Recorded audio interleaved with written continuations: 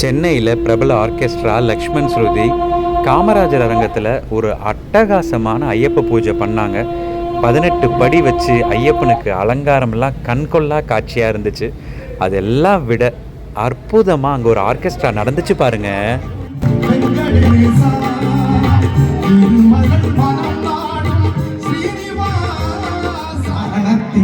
தன்மை சொல்வே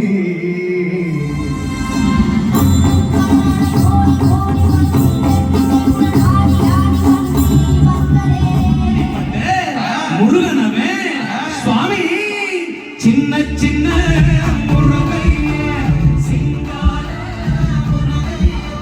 இங்கே திடி முழங்குது